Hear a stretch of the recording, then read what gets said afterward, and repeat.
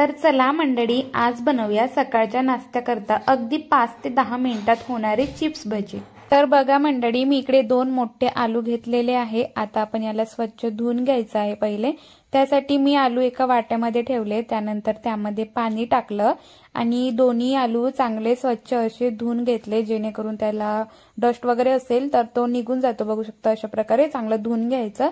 त्यानंतर मी किसनी घेतली, आलू किसनी, आणि आता आपण त्याचे जे छिलटे आहे ते काढून घ्यायचे आहे। आलू पूर्ण कवर काढून घ्यायचे आहे आलूचे। बघू शकता मी एक आलू घेतला आहे, त्याचे आता मी कवर काढत आहे।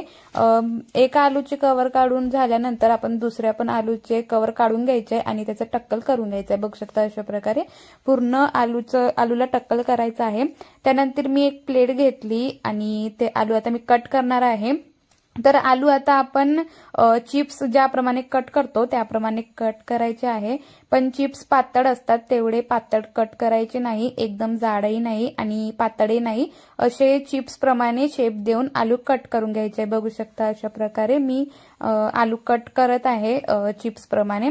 त्यानंतर पूर्ण आलू कट करून झालेले आहे। आता आपण याला 2 मिनिट बाजूला ठेवू, त्यानंतर आपण समोरची प्रोसेस करूया।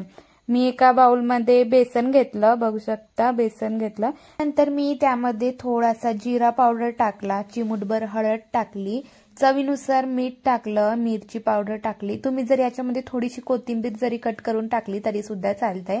त्यानंतर मी त्यामध्ये पाणी टाकलं आणि छान असं बॅटर मिक्स करून घेतलं। बघू शकता अशा प्रकारे चांगलं मिक्स करून घ्यायचं आहे बॅटर, एकदम जाडही नाही आणि पातळही नाही, असं मिक्स करून घ्यायचं आहे।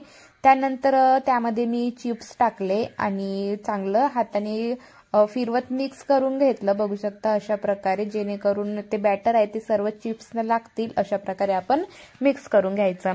त्यानंतर मी गॅसवरती कढई ठेवली, कढईमध्ये तेल घातलं।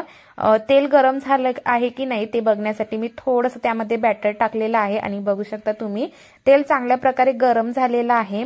त्यानंतर आता मी ते बॅटर मध्ये मिक्स करत भजे एक एक सोडत आहे तेलामध्ये। बघू शकता अशा प्रकारे मीडियम गॅस केलेला आहे आणि मी एक एक भजे त्यामध्ये सोडत आहे। तर बघू शकता अशा प्रकारे आपले सर्व जे भजे आहे ते सोडून झालेले आहे। आता आपण त्याला अलटी पलटी करून छान दोन्ही बाजूनी चांगलं तळून घ्यायचं आहे। बघू शकता अशा प्रकारे एकदम करपवायचं नाही आहे आणि कच्चं सुद्धा ठेवायचं नाही आहे, चांगल्या प्रकारे परतून घ्यायचं आहे। बघू शकता अशा प्रकारे।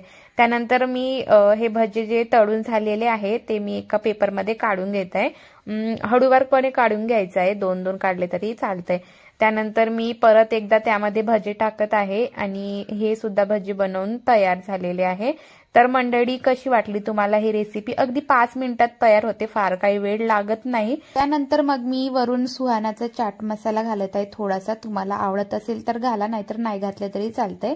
तर बघू शकता मंडळी अशा प्रकारे आपली जी आलू भजी रेसिपी आहे ते बनवून तयार झालेली आहे। तर तुम्ही पण बनवा आणि कशी झाली ते मला कमेंट करून नक्की सांगा। रेसिपी आवडली असेल तर लाईक करा, शेअर करा आणि पटकन माझ्या चॅनलला सबस्क्राईब करूनच जावा।